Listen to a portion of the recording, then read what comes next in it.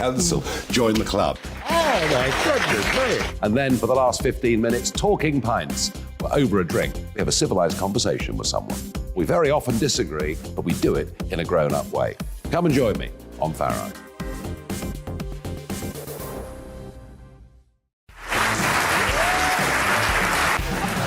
My name is Andrew Doyle. Join me every Sunday evening at 7 p.m. for Free Speech Nation. This is a show where we address current affairs and news stories of the week with the help of two wonderful comedian panellists. I brought in comics because I want to give it a lighter edge, and also they work for less. See you there.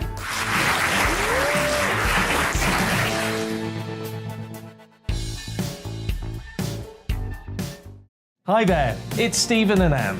At breakfast from 6 a.m, you'll always be caught up with everything you need to know, the latest headlines, opinions and debates. We'll bring you the good news and the bad, but most of all, we're here for you. Remember, send in your views and let us know what you would like us to talk about. That's because we're your news channel. And every morning at 6 a.m, it's breakfast on GB News.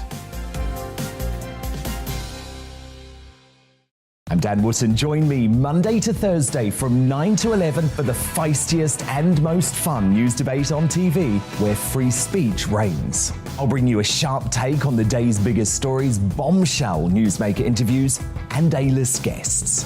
And I guarantee you, no spin, no bias, no censorship, and no reason to go to bed. That's Dan Wootton Tonight, Monday to Thursdays from 9 on GB News.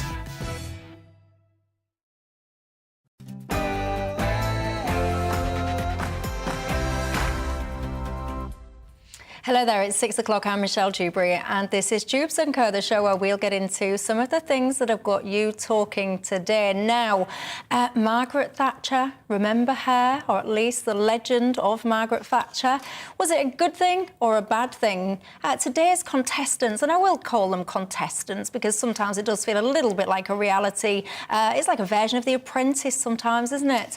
Do you think they're trying too hard to channel Margaret Thatcher? What do you think to the comparisons between, say, Thatcher and Liz Truss?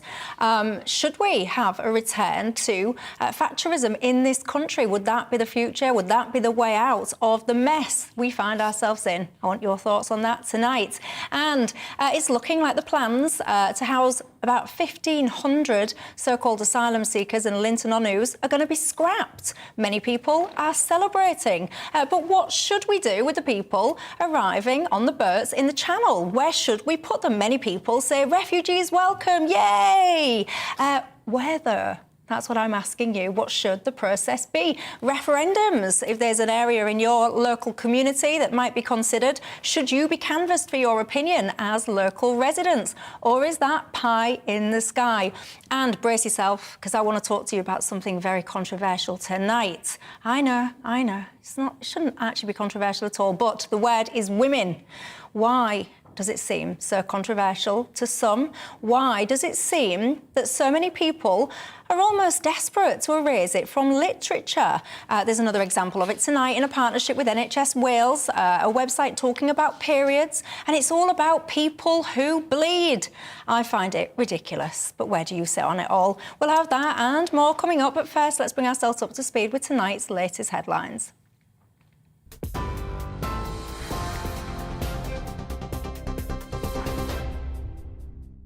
Thanks, Michelle. I'm Ray Addison. Here's the latest from the GB Newsroom. More than 115,000 Royal Mail workers are set to strike on 4 days in the coming weeks in a dispute over pay. The Communication Workers Union says it'll be the biggest strike of the summer so far. The industrial action is scheduled to take place on the 26th and 31st of this month and the 8th and 9th of September. Liz Truss is refusing calls to commit to provide extra support for families struggling with the rising cost of living. That's despite analysts at Cornwall Insight warning energy bills could hit £4,200 in the new year. That's around £650 more than they had previously forecast. The Tory leadership candidate says her current plans would help households. Well, what I'm doing is making sure people are paying less taxes, and also having a temporary moratorium on the green energy levy to save people money on their fuel bills in advance. We'll see what the situation is like in the autumn, but I'm committed to making sure people are supported, and I'm committed to growing the economy. Well, Ms Truss does plan to make immediate tax cuts. Deputy Prime Minister Dominic Raab says that would be electoral suicide for the Tory party. I think public enemy number one is inflation. We've got to get inflation down. If we don't, then it eats away at people's savings. Any money that is handed back to people through tax cuts will be taken away with higher inflation and higher interest rates on the other hand. And of course, we've got an election in 2 years' time. People are going to judge us on the credibility and the fairness with which we approach the current global challenges with inflation, but which, of course, hitting people up and down the country in the UK. Well, another prominent Tory, Defence Secretary Ben Wallace, disagrees. He says it's wrong to claim Truss's emergency tax cuts would damage the party. You know, I'd say a gentle warning to Rishi's camp that, you know, blue on blue is not going to help the Conservative Party win the next election. You know, we have to maintain our brand. I think those type of attacks are unnecessary and actually, I think, say more about, you know, that team than it does about Liz Truss. To other news, and controversial plans to house hundreds of asylum seekers at a former RAF base in Yorkshire have been abandoned. GB News understands the Ministry of Defence has withdrawn permission for the Home Office to use the base at Linton-on-Ouse. The community has been campaigning against the move, which they say would have housed 1,500 people, jeopardising the safety of the village. The number of migrants crossing the Channel this year is on course to hit 20,000 within a week. It's after almost 400 people were intercepted yesterday. Sources on the French side of the Channel say thousands are currently camped around Calais and Dunkirk, waiting to make that journey.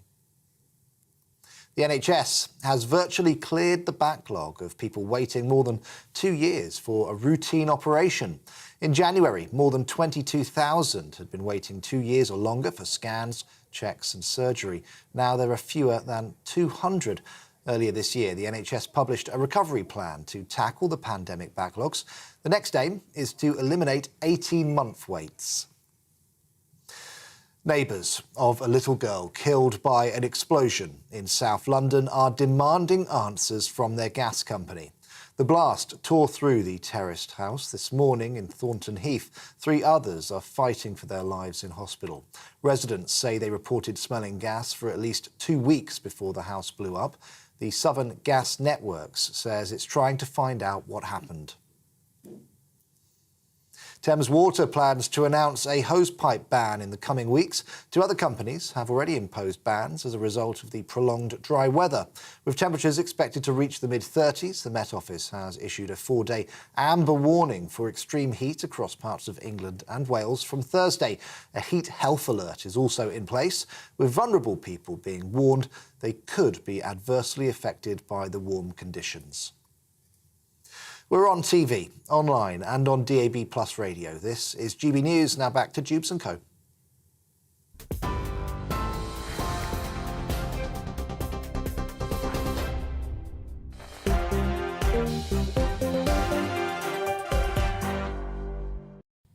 Thanks for that. Well, keeping me company until 7 o'clock tonight. I've got my panel, the anthropologist and author Mariana Hotta, and the political commentator and consultant Alex Dean. Good evening to both of you. Hello. And you know the drill by now, don't you, on Dewbs & Co? It's not just about us 3 here. It's about you at home as well. I want all your thoughts on all the stories tonight. If you've just joined us and you're thinking to yourself, what's she going to be talking about tonight? The suspense. Well, the suspense is over, I'll tell you. We're going to be talking about Linton-on-Ouse. Plans there to house all the asylum seekers apparently scrapped. Is that the right decision or not? And if not Linton-on-Ouse, well, where then? What should the process be when deciding where to put these people?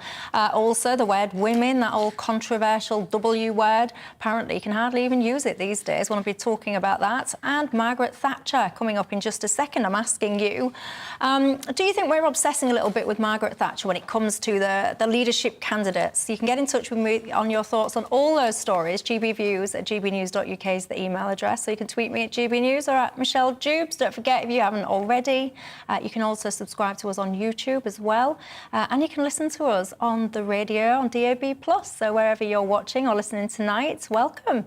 You are indeed very, very welcome. Lots of you have been in touch already about some of these stories.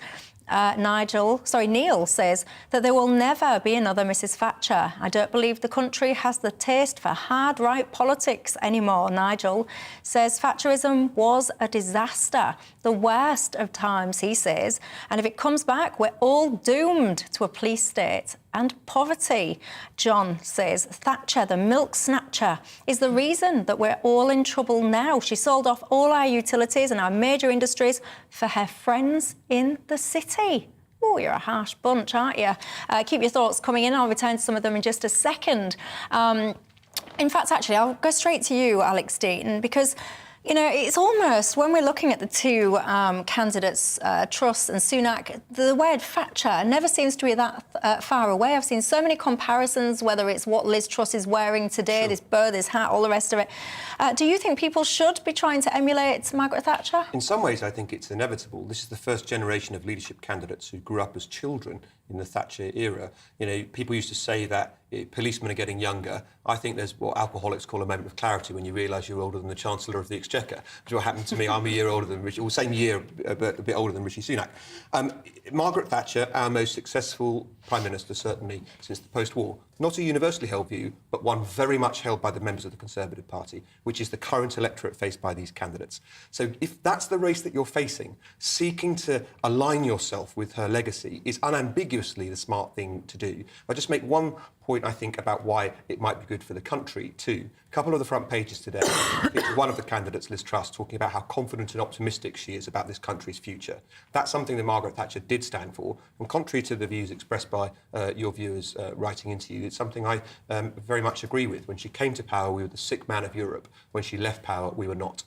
Yeah, but it would be an odd strategy, though, for either of the candidates to be talking about, oh, you know, this country is... I nearly swore then and I stopped myself. It would be a strange strategy to say that this country is in stuffed. trouble. Yeah. Well, that's worked for Donald Trump. Now, admittedly, he was running against someone from the opposite party rather than running to inherit a position from within his own party. But that was unambiguously the position taken by the last person to win a kind of contest on the right outside of the UK and the Anglosphere and so forth. Donald Trump ran on the basis that America was your word that you won't say. Yeah, but also, I mean, it's a tough one because, Marianne, the situation is I hear Truss and I hear Sunak and they're talking about I'm going to do this and I'm going to do that and I'll do the other. Sometimes I do feel like tapping them on the old shoulder and saying, excuse me, mate, bit orcs, but you guys have been in power now for quite some time. So all of these great new endeavours and bold new strategies and all the rest of it, if they were indeed the answers, why didn't you kick them in a while ago? Well, I think that is fundamentally a very, very valid question. And you see them convoluting, tying themselves in knots, trying to justify, for example, Rishi Sunak, trying to justify his kind of record in office and then saying, but I'm going to do things differently. And obviously I had to make compromise with Boris Johnson, who wanted to pull in a different direction. Now that I could be leader, we do this, this and this. And he, I think, is suffering from the fact that he is seen as a vote for continuity. Liz Truss offers for the voting members of the Conservative Party a change. I think the more radical potential candidates, Kemi Badenoch, Penny Mordaunt, are no longer in the race. So I think it's a difficult one because the Conservative Party have been in majority power since 2010. They've had a long time to sort things out. You know, they can't kind of hold up the little piece of paper that Labour left saying, sorry, the money's all run out. They have no excuse. Power since 2010, majority power since 2015. And some Tories would say the coalition kind of doesn't count because you were in coalition power definitely counts, because the Liberal Democrats were the little brother. I was just quibbling over OK, fine. Sorry, thank you for correcting me. No, not at all. It's very mansplaining, I'm sure I'll be told. But I'll tell you what, and probably deserve it as well. One thing I do think about what you've just said, though, I know that the shtick with these things is one person of the left, one person of the right. I think what you said about Sunak is basically right. The argument about the economy has put him in a real bind. If he says, everything's terrible, I'm going to do things radically, people will say, but you were the Chancellor when all this stuff happened. And if he says, basically, carry on, everything's fine, steady as she goes, most people will say, well, probably it's not all fine. So he's in a very difficult spot. But I thought that he had a coherent position about sound money and restoring things, and you know that Boris Johnson was just a bit spendthrift. But actually, I'm going to get us back onto an even keel, and I believe in sound money. but then he U-turned on tax cuts. So actually, that was where I thought he was going to lose anyway, I think. But that's where I think he was going to make some success, and he's abandoned that too. Weirdly, I think the thing that actually makes him most like Margaret Thatcher is, to some extent, the outcome of the regard for the common person on the street. You know, your average man on the street who's going, I cannot pay a £4,000 energy bill in January. No. Margaret Thatcher just didn't care. She was like, let the coal miners die of starvation or hypothermia, let them go. You know, it's more important to crush them and then rebuild from there. She was trying to crush the unions, not the individual people. And well, the thing is, there's an inevitable and foreseeable consequence to crushing the unions and allowing people to starve on picket lines, which is that millions of people, or closing the coal mines, millions of people lose their jobs. You'd rather people were mining coal? No, that's not what I'm saying. Yes, what I'm saying is that the regard for what is the social consequence of this economic or political policy that I want to enact. Yeah. And I think that's the point where I see a comparison that holds some water with Rishi Sunak, who's saying, we have to do these economic sums. It's going to be tight, guys. Strap in. You might not be able to buy another, Ferrari. And it's a sort of... It's a short-sightedness. It's a lack of ability to see the really, really, really tough decisions that people who are not millionaires are going to have to be making. I know that this was... To the point where they are not going to be OK. It may not have been where you expected us to go, but you've invited us to debate Thatcherism, so we're on the kind of history, and I'm on with an anthropologist. If you talk to people from that era, and they will say that the destruction of a community, the mine, the pit was the centre of it, so do you want your kid to be down the pit today? Would that be a great future? The answer would universally be no. No, so are you suggesting people should be coal mining in the UK on a mass scale? No, I'm not. But I'm saying that if you are going to enact a policy that delivers radical, traumatic dislocation to whole communities, you need to help support a transition to something different, to something better, to something else, rather than just go, well, I'm going to rip the heart out of the community and then leave you to it. Because a free market, a labour market, pull yourself up by your bootstraps, the cream will float, the dross will sink, and that's how it works. And I don't think that's fair. That is a fair argument about the blunt tools that get used in those debates. And indeed, on the miners' side, they were seeking to hold the United Kingdom to ransom and saying, you need this energy and we can hold things up by going on strike. Ted Heath went to the country saying, who runs this country? To which the electorate's answer was, not you. Clearly, the miners have got you banged to rights. Fast forward to Margaret Thatcher, who, whatever you think of her, majority of the country then returns her again and again, and she won a significant majority, in part, there are other factors, obviously, the Falklands not least, but in part because she took on the miners, and where Heath failed, she won.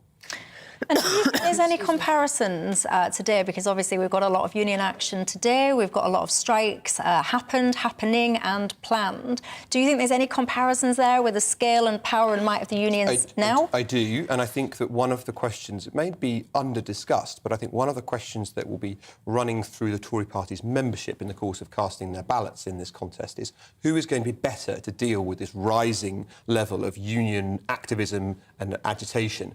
I know my view on that, but people will have their own perspectives. I do think it's one that's not being discussed enough. I do think there is it's not as far gone as the miners' strike, but I do think there are, the level of union activity we're seeing now, there is a parallel. I've got to say as well, you guys at home are writing in your thoughts about Margaret Thatcher specifically, and there's a real divide there. There's some of you that really are backing Thatcher. Some of you are very...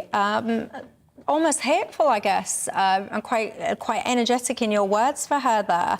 I'm trying to... It's tea time, after all. What do you think about... Because I tell you, one of the things that I'm uncomfortable with about this leadership race is the time frame of it. I think we're in a scenario where, the UK is really not faring well at the moment. Things are getting worse and worse and worse. And I would have had a lot of respect for whichever leader had come forward and said, you know what, we're not going to continue with our summer break. We're not going to give all of these members 6 or so weeks to pontificate who they're like. We're not going to go around in circles on these hustings, basically saying similar things. We're going to cut the process down. This is who we are. Get on with it. Cut recess down, and we're going to get straight into it in the, second week of August. Well, that could have been for the Conservative Party to decide. That could have been for Boris Johnson to say, No, for the 1922 committee. Well, yes, but if he'd gone to them and said, look, the right thing to do for the country is to not be, the captain of a zombie ship, go on holiday, have a wedding party, I don't know, do his nails, whatever he's doing. He doesn't give a monkeys. He's certainly not running the country. I don't agree with that part. I agree that we should have a new leadership in place far sooner than the process gives us. Exactly. And I think the thing is, there's a leisureliness of these politicians and the way these decisions are being made that I think you've absolutely put, your finger on the money there, Michelle. They just don't appreciate how worried people are, how anxious people are. I mean, in that little clip from Liz Truss, she's saying, well, we'll see how things are in the autumn. And that's not rapid enough. No, on your question... We need people to lead. We need our leaders to lead, and they're not. Do you think we should have condensed the time period? I do, and I might feel different if I thought people were genuinely on the fence and seeking to have the series of debates in which they were looking at these candidates closely to make up their minds. That will be a certain proportion of this electorate, but it's going to be very small. My frank view is most people have made up their minds about these candidates. They've been around for a long time. Marianne was very generous in some ways in describing Liz Truss as the candidate of change. She happens to be the candidate I support, but she's been in cabinet a lot longer than Rishi Sunak, right? These people have been frontline politicians for a very long time. If it were, for example, Kemi Badenoch in the final two, you might see an argument for having a process in which you can genuinely evaluate a candidate, including how they deal with the stress of being in the public eye. Actually, these two people have been round the block enough. We can make up our minds. We've got, for better or for worse, whatever you think of them, we've seen enough to make up our perspective. And I think that's pretty much the firm view on either side in the Tory party about these candidates. Is there an opportunity there to fast-track the process, or is it done now, set in stone too much? It's too late now. You can't send out ballots. You can't say what the timetable is in a contest and then short-circuit it. The time would have been before. I just don't know what they were thinking. I don't know why people sat there and thought, I do know why, actually, because everyone wants the summer holidays. But I just think to sit there and go, oh, yes, look at this timetable, because I can't remember if it's... That's the currently constituted timetable that's set out. So that's the timetable that Ian Duncan-Smith emerged successfully from. It's the timetable David Cameron emerged But some might say that we're in a period of crisis. And actually, I can't remember if it was the 2017 election or the 2019 election. It was one of the two, because I ran in Birth, and one of them, it was only about a 6-week window that you had, and that was a general election. I get it, and I agree. And it's sort of to my point. I think people have made up their minds about this stuff already. You don't need this time. The presumption is you need to have an opportunity for the people to go around the country and see the candidates, see them in the flesh and so forth. Actually, I just don't really think it's necessary now. I'm not having a go at those who've overseen the machinery of this process. They had rules that were set for them and they've implemented them. But you should have changed the rules. Definitely. Yeah, they should have changed the rules. I think there'll be two outcomes from this. One is that people who aren't members of the Conservative Party and are voting will just get increasingly anxious. The UK economy will suffer a few points more than it possibly needed to. And I do wonder if there will be some legacy of harm to the Conservative Party overall, because of the laissez-faire nature, because there's now 3 more weeks of blue-on-blue fighting and people lining up behind their kind of chosen candidate.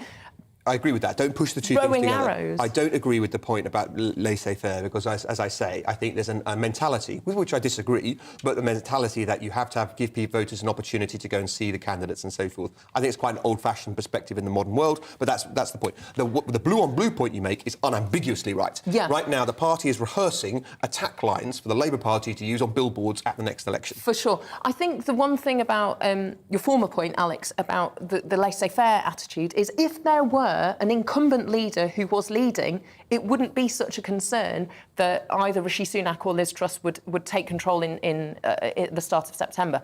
The feeling is that there's nobody at the helm at the moment. We still have a Prime Minister, you just don't like him.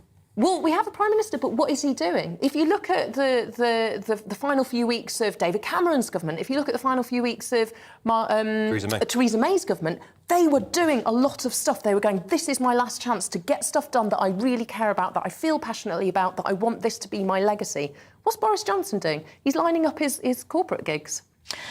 I have to say, I mean, you guys are commenting thick and fast specifically about Margaret Thatcher. There's a word beginning with B that is coming... British? It's not as complimentary as and not linked to geography either that's coming through. A lot of people don't like Margaret Thatcher, I have to say. Brilliant. Definitely who's this? Not. Al says... Bullish. Beautiful. Al says, all these people that keep calling, all these people, I'll tell you what it is in the break. Okay. Just in case there's kids. There's kids watching, and I don't want to corrupt their innocent minds. Right, Al says, Michelle, all these people that say Margaret Thatcher was the milk snatcher are absolutely wrong. It's not true, in capital letters, he writes. She was the only voice in Cabinet opposed to stopping milk in schools. Is that true? I think so, but in the end, if you're the Education Secretary and it happens whilst you're buck Education stops Secretary, with you. that's what people are going to associate with you. Patricia. Oh, sorry, go on, Patricia. Yeah, hang on. Yeah, Patricia speaks. She says it's the media that's doing all the comparing of Margaret Thatcher to Liz Truss, and it's wrong. Steve says, please can you remind your guests, before the miners' strikes, we had candles for when there were power cuts for 3 days. Can you imagine that now? Neil says, I think Rishi Sunak reminds me of Tony Blair. He's nothing like Margaret Thatcher. Kevin says, Michelle, can I ask why it's acceptable for the media to refer to Rishi Sunak as Dishy Rishi? Yeah, the media would never get away with referring to a female candidate like that. There would be uproar. I've got to say, Kevin, I don't think I've ever in my life referred to Rishi Sunak as Dishy Rishi, but people do though, so I see your point. Lots of people saying doomed again if we return to Thatcherism. John says, don't forget, when the blessed Margaret was asked to name her greatest achievement, she replied, New Labour. It's never gone away, Michelle. Ray says, who cares? This is all a drawn-out waste of time. Get on with running the country. We're in a mess. I mean, we agree with you there in terms of the time frame. Michael said, I thought Margaret Thatcher was a very courageous person. I thought her downfall started when she experimented with poll tax in Scotland. Lots and lots and lots of you writing in saying that Margaret Thatcher would never have allowed the situation in the Channel, that she apparently would have been right across it, sorting it out. There you go. Keep your thoughts coming in. gbviews@gbnews.uk is the email address. Going to take a quick break. When I come back, there's a couple of things I want to talk about, actually. I want to talk to you about Linton-on-Ouse. Have you seen there that the plans for all of the asylum seekers are apparently being axed? Is that the right decision or not? And if you're someone that says absolutely right, where do we put these people then? Your community? Someone else's community? You tell me. And also, I want to ask you as well about the word women. Is it controversial? Should it be? We'll have a look at that and more in a couple of minutes. I'll see you then.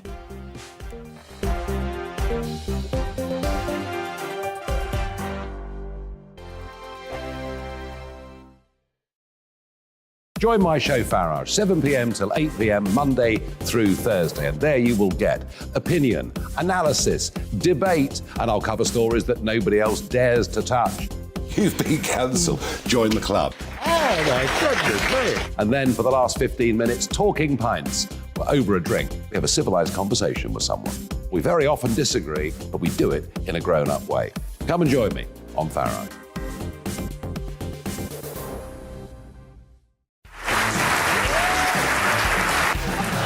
My name is Andrew Doyle. Join me every Sunday evening at 7 p.m. for Free Speech Nation. This is a show where we address current affairs and news stories of the week with the help of two wonderful comedian panellists. I brought in comics because I want to give it a lighter edge, and also they work for less.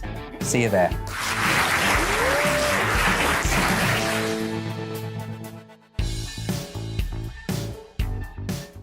Hi there, it's Stephen and Anne.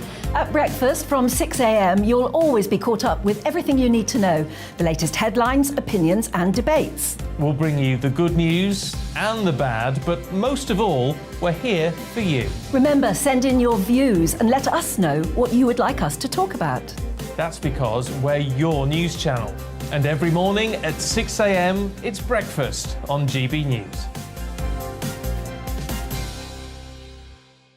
I'm Dan Wootton. Join me Monday to Thursday from 9 to 11 for the feistiest and most fun news debate on TV, where free speech reigns. I'll bring you a sharp take on the day's biggest stories, bombshell newsmaker interviews, and A-list guests. And I guarantee you, no spin, no bias, no censorship, and no reason to go to bed. That's Dan Wootton Tonight, Monday to Thursdays from 9 on GB News.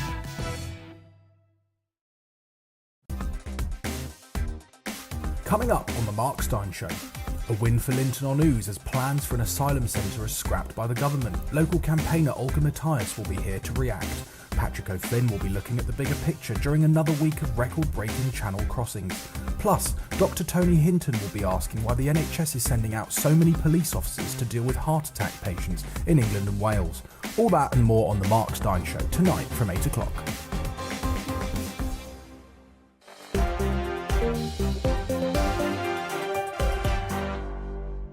Sniffing. Hello there. Welcome back to Dewbs & Co with me, Michelle Dewberry. Keeping me company until 7 o'clock tonight, my panel, the anthropologist and the author, Marianne O'Hotter, is alongside political commentator and consultant Alex Dean. Lots of you still writing in about Margaret Thatcher. People are saying things like it was Labour that closed a lot more of the mines than Margaret Thatcher did herself.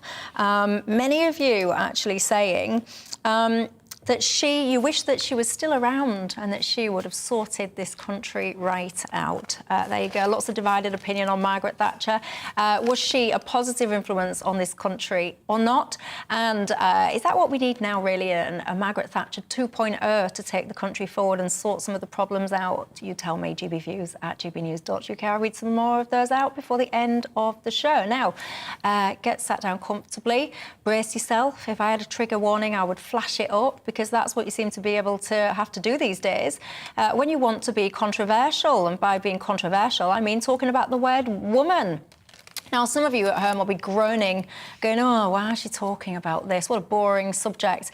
I actually think it's a very important subject, actually, because it was revealed today that another NHS website, this time part funded by the Welsh Government, has left out the terms women and girls from its guidance on periods. Instead, it's been replaced by phrases such as people who bleed and talking about half the population having periods, etc. Critics have complained that the language is confusing and that it could complicate health messaging for vulnerable girls. I just personally think it's all pathetic. Marianne, for me, this is not necessarily just about this one particular website that's talking about people that bleed. To me, this is about a subtle, ever so gradual, inch by inch, careful so no one notices approach to an almost not mentioning women. And it makes me, I don't want to say offended, because I'm not one of these snowflakes that gets offended by everything, but it's something that sits very uncomfortably with me. Where do you stand on it? I don't know why it makes you uncomfortable to expand communications to make them clearer and more inclusive of people that they are relevant to. It doesn't erase women. It doesn't mean that most women do or don't have periods. There are some women who don't bleed. That doesn't make them less of a woman. But the people who don't identify as a girl or as a woman, who perhaps have absolutely no interest in trans rights, in the debate, in exploring non-binary genders, they might just have medical conditions such that they have an anatomy that isn't the typical biological anatomy, and they are identified men who have periods. That happens. And if there is information I find all of that this is accessible to people who they don't feel shamed, they don't feel belittled, they don't feel excluded, and they can access that information, then that's a good thing. And that you're not saying to women, you're not really a woman if you don't bleed. I think make that information accessible. We don't need to make it into a culture war. But if you don't bleed, by bleeding, we're talking about having periods. I'm not talking about falling over, cutting your hand. We're talking about having a period. If you don't have a period, you're probably not going to be reading guidance on periods. So that part, for me, you lose me on that. I don't know when we're talking about not offending people. To me, it's very simple. Your biology is your biology. If you want to create this new catch-all phrase, women plus whatever it is that you want to say to make sure that no one else gets hurt over there, whatever. To me, what's happened, and I'll bring you in, Alex, as well for your thoughts, it's almost like women is the word that dare not be mentioned in case someone gets called a bigoted or a transphobe or that stupid word TERF or whatever the latest thing is today. I don't think it has to, though. That's the thing. Why are people saying people that bleed then? Because that's the most encompassing, inclusive term. That doesn't exclude women. It just includes other people who don't identify as women who also have periods. Alex. There aren't many of them, but they shouldn't be excluded. I think you've struck on part of the point. Can I start by saying how much I admire Mary-Anne for coming on a channel where the viewership is almost universally going to disagree with what she said and say take your position and to say it frankly, and I respect that. That said, for me, I think that since the dawn of recorded time, women have been, to one extent or another, and things have got better and worse, persecuted and less than in human society. And just when, and I'm not pretending things are equal yet, but just when equality might be argued to be in glimpsing distance, ta-da! The rug is pulled out from under you. Now, any man can say he's a woman. I'm in your sports, I'm in your changing room. There's no real such thing as a woman anymore. What sounds rather a lot like the patriarchy to me. Oh, a woman, nice. Yes, well, you had your say and here's mine, right? A woman is an adult human female.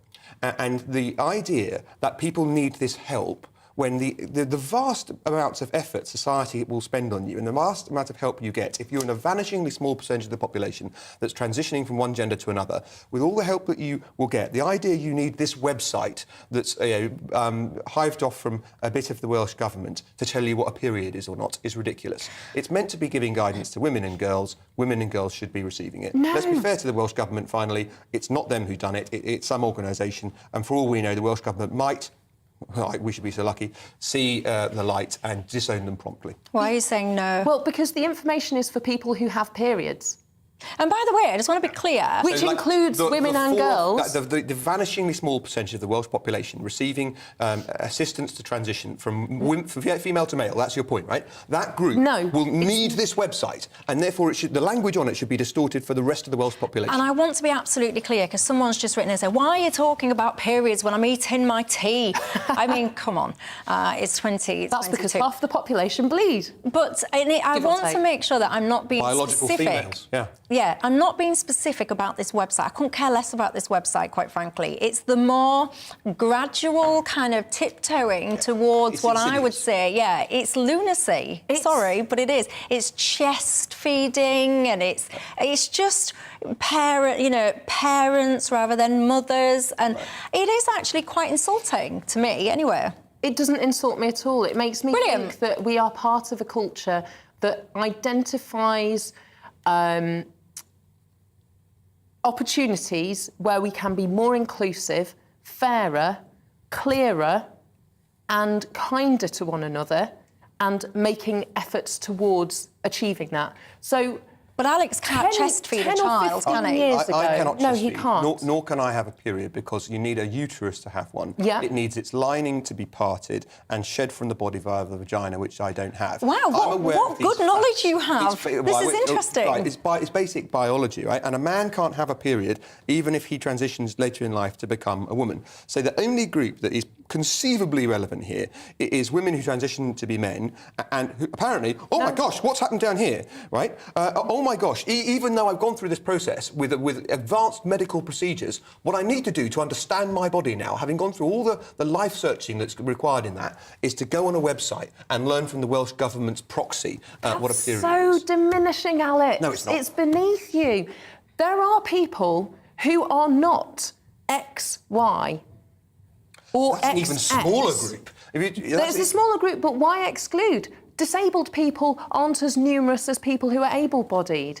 People who are gay or lesbians aren't as numerous as people who are heterosexuals. It doesn't mean we diminish them. It doesn't mean that we exclude those people because they're not the majority. That isn't the basis of a kind and fair and just society. The distortion you would do to language, following the logic of your position, is such that most of us would sit shivering, afraid to say a thing for fear of being viewed to have said the wrong thing. And it's interesting to me, I thought some of the feminists commentating on this piece that the Mail has put out are right, that there's this kind of de-sexing of language happening, specifically aimed at women. And I think it was, if it wasn't Germaine Greer, I apologise to her, but I think it was Germaine Greer who said the other day, I spent all my life as a radical feminist railing against conservatives and railing against conservatives, and now I find, having gone the full circle, the only people on my side willing to say a man's a man, a woman's a woman, are the very conservatives I've been fighting with. Well, I will say it. A man has a penis, a woman has a vagina. Can I kind of extract this conversation to something that is perhaps a little less incendiary than the biological sex versus social gender conversation, as in a man is a man if you've got a penis? Are we allowed to use that word? Whatever, just did. Of course you can. OK. You know, a moment ago you said, oh, we can't say mothers, we have to say parents. I think that's probably a conversation that is easier for us to get into a kind of civilised debate over.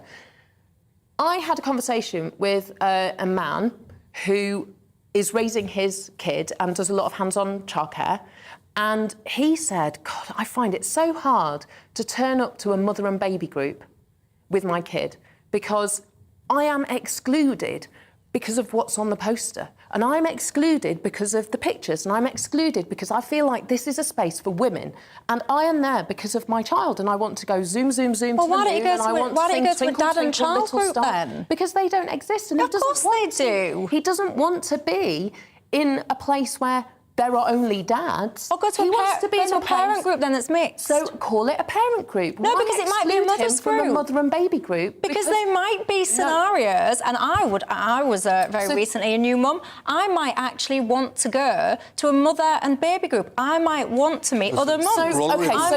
This isn't a hypothetical. This is a specific person who has a specific experience. The corollary of your point is you're saying person X, effectively, you put it much more nicely than this, but person X demands access to social space Y, right?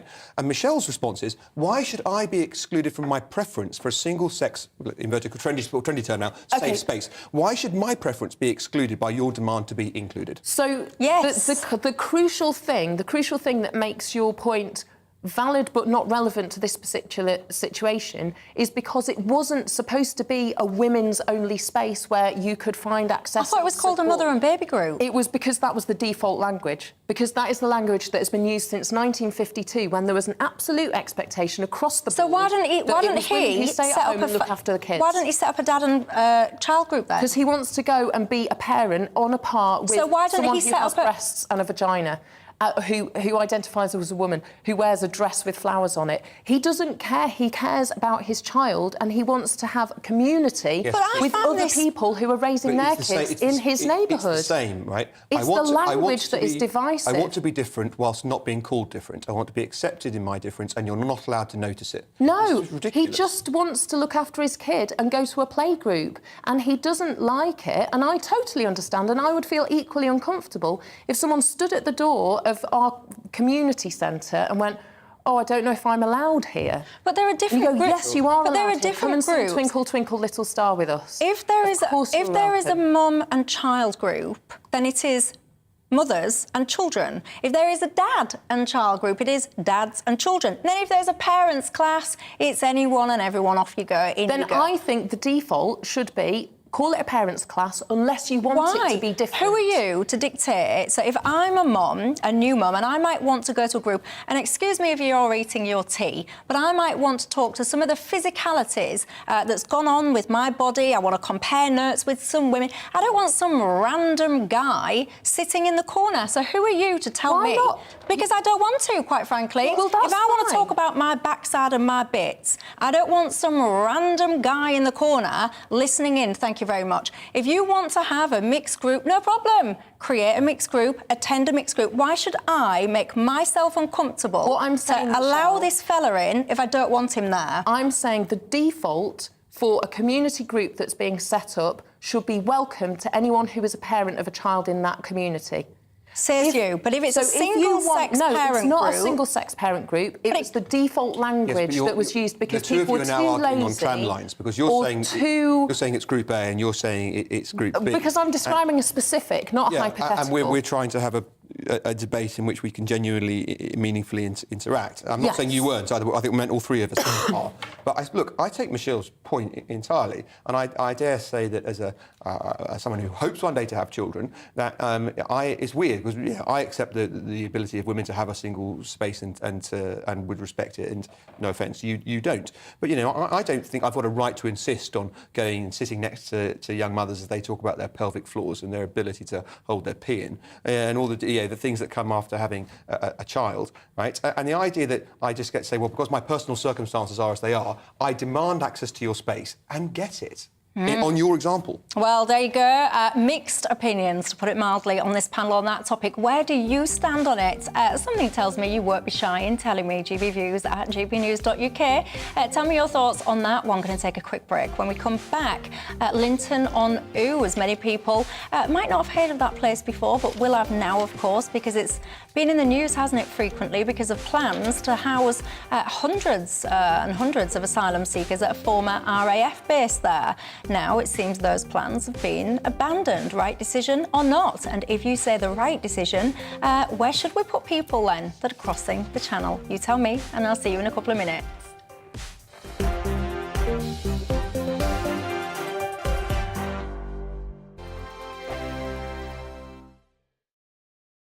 Join my show Farage, 7 p.m. till 8 p.m. Monday through Thursday. And there you will get opinion, analysis, debate, and I'll cover stories that nobody else dares to touch.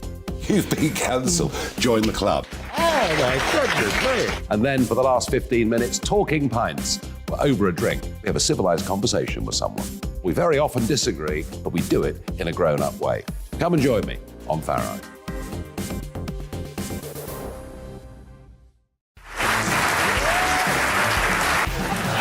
My name is Andrew Doyle. Join me every Sunday evening at 7 p.m. for Free Speech Nation. This is a show where we address current affairs and news stories of the week with the help of two wonderful comedian panellists. I brought in comics because I want to give it a lighter edge, and also they work for less. See you there.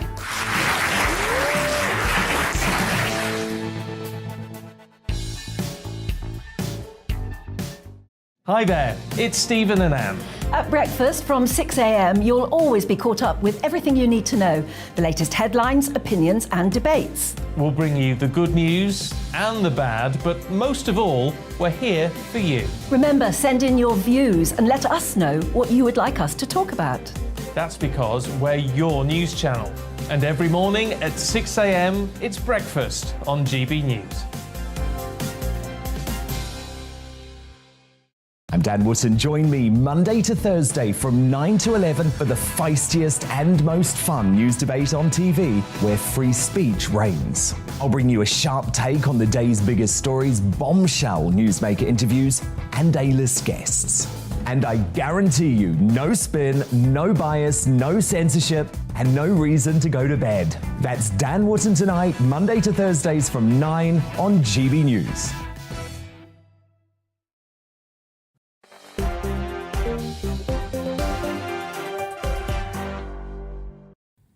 Hello there, welcome back to Dewbs & Co with me, Michelle Dewberry, keeping me company until 7 o'clock tonight. My panel, the anthropologist and author Mariana Hotta, is keeping me company alongside the political commentator and consultant Alex Dean. Mary and I were just saying, I was just saying to Mary, oh, thank God we didn't get onto the conversation about breastfeeding versus chest feeding. We started getting into it, and then I realised that actually it's a long and quite a... You can spend all night just debating that topic, but unfortunately time will not allow us to, so we'll have to park our disagreements on chest feeding, breastfeeding and all the rest of it for now. Now let's talk instead, shall we, Linton on Ouse, because plans to house hundreds of asylum seekers at a former RAF base there, in Yorkshire, of course this is, seem to have now been abandoned. Local campaigners, they've been out, aren't they, very vocal about this since the plans were announced in April, saying that the introduction of what could have been up to 1,500 men to the base would have destroyed village life, and some were saying even possibly endanger local people. Right, let's cut to the chase, shall we, Marianne? If not Linton on Ouse, then where? Excuse me. Places where it's appropriate, where there are enough social services and supports, where there is a local community that will not be knocked out of balance by a huge influx of population. And I think it's really important to say that the people of Linton on Ouse have stated categorically, you can go on their website and read what they say, they're very reasonable.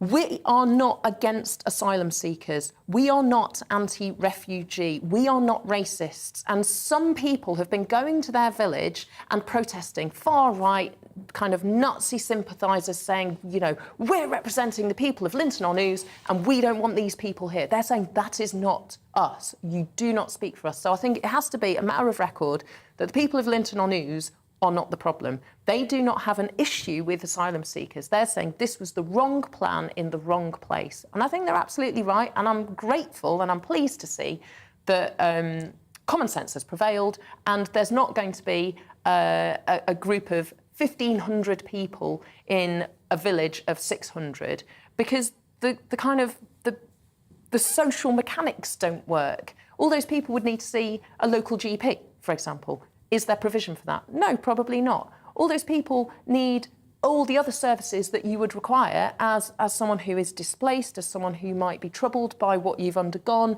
who needs support with language, who needs support with working through the system. All that stuff wasn't really available in Linton-on-Ouse.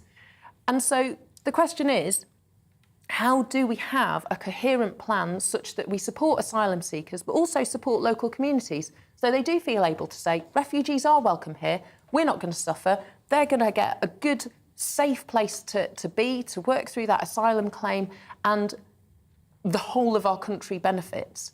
And the thing that really surprises me is that Priti Patel seems Teflon on this. She's been in post for ages. She has not got a handle on this, and yet somehow she manages to avoid, when stories like this come up, when the stuff about the fact that people aren't having criminal records checks, people aren't having to hand over passports and things like that when they're being processed, that the fact that border forces are massively understaffed and undertrained and making human error mistakes because they're just overwhelmed, somehow the book never reaches her and she never has to explain herself. And that's the thing that I don't understand. She's got magic powers, that woman. Alex Dean? I think Marianne said it very well about the issue about concentration of that many people coming in one go to a small community. So I want to talk about where the problem we're in. I think the debate in this country has been deliberately distorted by those people who think they are helping would-be asylum seekers and refugees.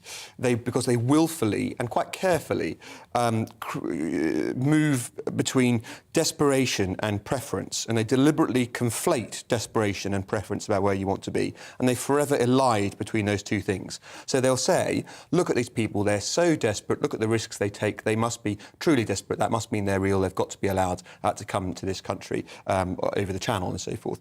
And then you say, well, if they're so desperate, if they're seeking to avoid awfulness, why don't they apply for asylum in France? And the person will say, oh, yes, but they want to be here, they prefer to be here, they want languages, better job opportunities. It's all about preference. Oh, yes, but you said they were desperate, and so on. Right? And as a result of that, and as a result of the completely misplaced kind of moral indignation taken by the people who take this argument and say, let them all in, no matter how they've come, all trust in this country in the asylum system has broken down. I believe if local people, this example is ridiculous because sticking 1,500 people onto a village of however many hundred it is a bad idea per se. But if local people in Britain genuinely believe that the people seeking help and seeking a place to come are asylum seekers, if they genuinely think those people have been in strife, then I believe they welcome those individuals in the same way we've always welcomed people who are in genuine need. Yeah, like many people have done with Ukrainians, etc. Britain is a generous country, and we should do that, especially with people to whom we owe a debt, like the Afghans who until recently were supporting our armed forces in their country and now can't safely live there. But my point is, it's because of the efforts of those people trying to justify people paying people smugglers and coming across a continent to get here, thereby demonstrating that they by definition don't need asylum here in the first place. It's their activity that means that people now are unwilling to accept this. Yeah, and I think as well one of the challenges here is that, the primary responsibility of a country's government is to keep its citizens safe. And ultimately, Marianne, in many circumstances, I would say actually the majority, you often don't really even know who these people are. They've discarded their paperwork, their IDs. There's a situation near where I'm from, I would say it's pretty much Hull Cottingham, which is a little village. They've put people up in Thwaite Hall, which is like a former university resident thing. And already what you've had there is a situation where people that have been placed into that accommodation have not returned to it. And then that makes me question, well, hang on just a nanosecond, because to Alex's point, if you guys are so desperate and that you're apparently fleeing France because you fear for your safety in France, then you are put into accommodation and help to claim asylum Why would you leave? OK, so there are a couple of things. First is that under international law, you can claim asylum in any country. It doesn't need to be the nearest country from where you fled. That's why we should depart from that rule in international law. Well, then what you're saying is that there should be no Ukrainians here because there's plenty of countries between us and Ukraine. No, we should decide who comes here and the manner in which they come. You should be able to discriminate, in the true meaning of the word, to choose the cases of the people who come here and those who don't. And that used to be an uncontroversial political statement, embraced by, as much by the left as by the right. And the notion that, you know, a party is now going to embrace the idea that you should have no meaningful controls over your border and who comes here, I think is a bad electoral idea. I think that one of the jobs of a democratic government should be to uphold a democratic and fair government should be to uphold international law. If we want to change international law, then let's have that conversation. And we should, and we are. Let's go down that road. And we are about the European Court. I courts. think what you might end up with is if we turn not very many pages back in the history book and look at what happened in Nazi Germany and most of Europe. For heaven's sake. Well, you say for heaven's sake, but because where I'm going is that how many countries in Europe might have said, yes, you can flee Germany, except no Jews, no blacks and no Irish, thanks very much. It is humane to give people... If that's the position you take about France, it's very interesting, because it's humane to give people asylum or refugee status, but no person seeking to obtain asylum in the United Kingdom from France is a legit person seeking that legitimately. They are already in a safe nation. That is not true. Under international law, it's entirely And I've told you, I think the law is wrong. There's no such... And you can't debate beyond it. That's all you can say, isn't it? Well, because that's the basis upon which we build a democratic society. And why is it right? Because everyone, the $1 million question, and one that never really seems to get answered. Now, I could go around and around and around in this, but unfortunately, look at the time. It's flown by. That's all we have time for on Dewbs & Co. Kevin says we should adopt the Australian approach. If you arrive here in this way, you should never be granted asylum. Linda said, you asked Michelle where to house the asylums. What about the posh parts of London? Let all the rich people have a taste of what the less well-off communities have had to put up with for ages. Linda, you make a very good point. If we did that, I'd be fascinated to see how quick the policies change. It wouldn't be long, would it? Right, coming up next, Nigel Farage. Nigel, good evening. What have you got for us after the break? Good evening. Well, an extraordinary raid by the FBI on Donald Trump's home at Mar-a-Lago, apparently looking for documents from the White House, as if he'd have left them on the coffee table. I think the whole thing's outrageous. I will ask my audience tonight, has Trump been wronged? But before all of that, let's get the all-important weather. Hello. Dry, hot and sunny is the story right the way through the rest of this week for the vast majority of us. There is a slight exception. That's the far north of Scotland, where there will be some thicker cloud thanks to this weather front. But look at this huge area of high pressure covering just about all of the UK and in fact much of Europe as well, keeping things very quiet and settled and allowing those temperatures to build day on day. So let's take a closer look overnight tonight. There's that weather front I mentioned, just bringing some thicker cloud at times to parts of the far north and northwest of Scotland.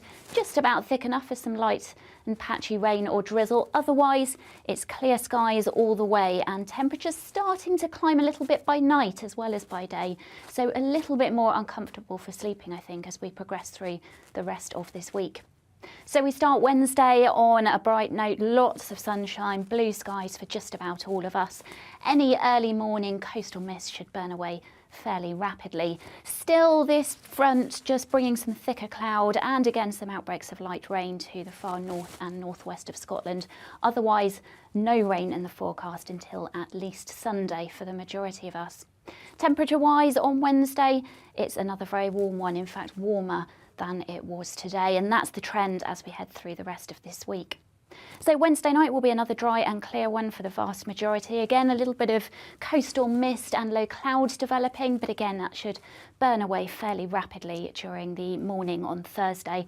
And it's another day of the same. Lots of blue skies and sunshine and temperatures climbing further still. So by the time we get to Thursday afternoon, we could see temperatures quite widely across parts of England and Wales into the high 20s and low 30s. And it's from Thursday that we have a Met Office amber warning for extreme heat, which is valid through the rest of the week and through the weekend as well.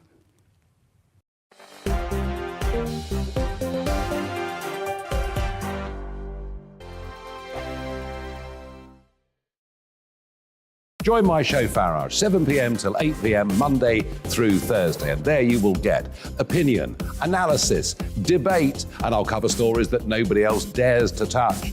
You've been cancelled. Join the club. Oh my goodness me! And then for the last 15 minutes, talking pints. We're over a drink. We have a civilised conversation with someone. We very often disagree, but we do it in a grown-up way. Come and join me on Farage.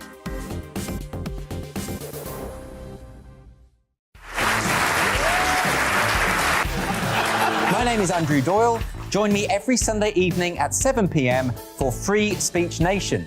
This is a show where we address current affairs and news stories of the week with the help of two wonderful comedian panellists. I brought in comics because I want to give it a lighter edge, and also they work for less. See you there.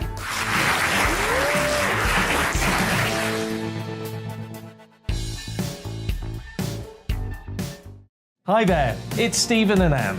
At breakfast from 6 a.m, you'll always be caught up with everything you need to know, the latest headlines, opinions and debates. We'll bring you the good news and the bad, but most of all, we're here for you. Remember, send in your views and let us know what you would like us to talk about. That's because we're your news channel. And every morning at 6 a.m, it's breakfast on GB News.